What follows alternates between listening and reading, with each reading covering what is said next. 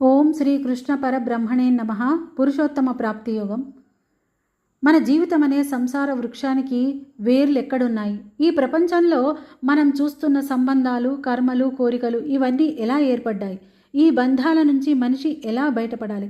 ఈ ప్రశ్నలకు సమాధానం చెప్పే అద్భుతమైనటువంటి అధ్యాయమే పురుషోత్తమ ప్రాప్తి యోగం.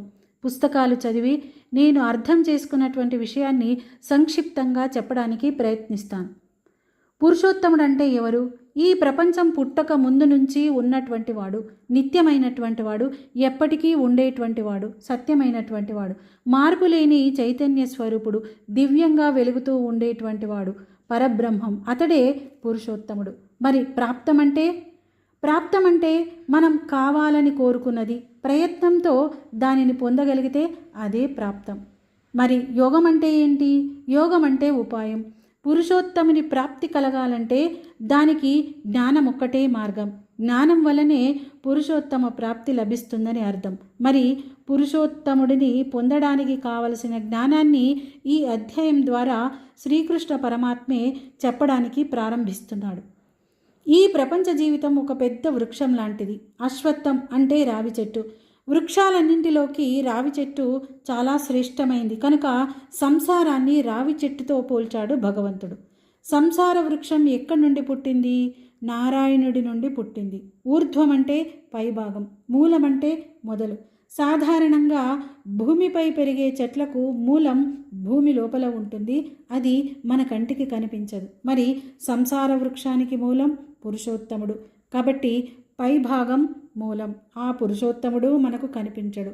కానీ మూలం అంటే విత్తు లేనిదే వృక్షం లేదు. మరి ఈ జగత్తుకి మూలం బీజప్రదాత పరమాత్మ కాబట్టి అతడు లేకపోతే ప్రపంచమే లేదు. సృష్టిని సృష్టించేవాడు బ్రహ్మ. ఆ బ్రహ్మ నారాయణుని ఆజ్ఞ మేరకు సృష్టి కార్యం చేస్తాడు. కాబట్టి వృక్షకాండం బ్రహ్మ. చెట్టుకి 4 వైపులా వ్యాపించినటువంటి శాఖలు జీవులు. ఆ శాఖలకు ఉన్న ఆకులు వేదాలు.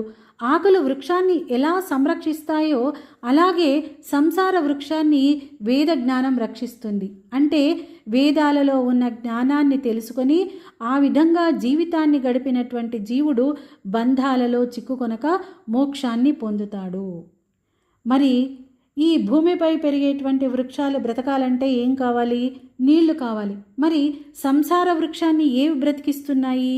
ఈ సంసార వృక్షాన్ని సత్వ రజస్ తమో గుణాలనే త్రిగుణ జలాలు తడిపి పోషిస్తున్నాయి.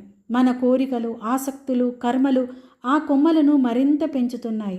ఒక కోరిక తీరగానే మళ్ళీ ఇంకో కోరిక పుడుతూనే ఉంటుంది. మనిషి ఏ విషయాలపై ఆసక్తి చూపుతాడో అతడి జీవితం అటువైపే సాగుతుంది. మంచి అలవాట్లు, మంచి ఆలోచనలు, చెడు అలవాట్లు, కోరికలే మన భవిష్యత్తుని నిర్ణయిస్తాయి. అందుకే శ్రీకృష్ణ పరమాత్మ ఈ సంసారం అనేటువంటి వృక్షాన్ని వైరాగ్యం అనే ఖడ్గంతో నరికేయమని చెప్తున్నాడు. అంటే ప్రపంచాన్ని వదిలి అడవులకు వెళ్ళమని కాదు, ప్రపంచంలో ఉంటూనే దానిపై మమతానురాగాలు పెంచుకోకూడదని అర్థం. ఆ తర్వాత శ్రీకృష్ణ పరమాత్మ ఏం చెప్తున్నాడంటే ఈ సంసార బంధం నుండి బయటపడినటువంటి వాడు పరమాత్మ పరమపదాన్ని చేరుకుంటాడు. అక్కడికి చేరినవాడు తిరిగి ఈ సంసార చక్రంలోకి రాడు. అంటే ముక్తినిచ్చే మూలాలు పైనున్నాయి. అంటే సాక్షాత్తు పురుషోత్తముడే. బంధించే మూలాలు కిందున్నాయి. అంటే సంసార బంధంలో చిక్కుకోవడం. పురుషోత్తముడు కావాలా లేకపోతే సంసార బంధంలో చిక్కుకోవాలా? ఏది కావాలో మనమే నిర్ణయించుకోవాలి. అందుకే మన జీవిత లక్ష్యం ఏంటి అనేటువంటి విషయాన్ని కూడా మనం తెలుసుకోవాలి. క్షరుడు, అక్షరుడు, పరమాత్మ. క్షరుడంటే మార్పుకు లోబడేటువంటి వాడు మానవుడు. అక్షరుడంటే నాశనము కానిటువంటి జీవాత్మ. క్షరం, అక్షరం ఈ రెండింటికి అతీతమైనటువంటి వాడు పురుషోత్తముడు. అందుకే శ్రీకృష్ణ పరమాత్మను పురుషోత్తముడిగా వివరిస్తారు. అలాంటి పరమాత్మను మన వశం చేసుకోవాలి. భగవంతుడు భక్తికి మాత్రమే వశుడవుతాడు. పురుషోత్తముని వశపరుచుకోవడానికి భక్తికి మించినటువంటి సాధనం మరొకటి లేదు. చివరిగా అందమైనటువంటి భావన. సూర్యచంద్రులలో ఉన్నటువంటి వెలుగు, అగ్నిలోని తేజస్సు అన్నీ పరమాత్మ నుంచే వస్తాయి.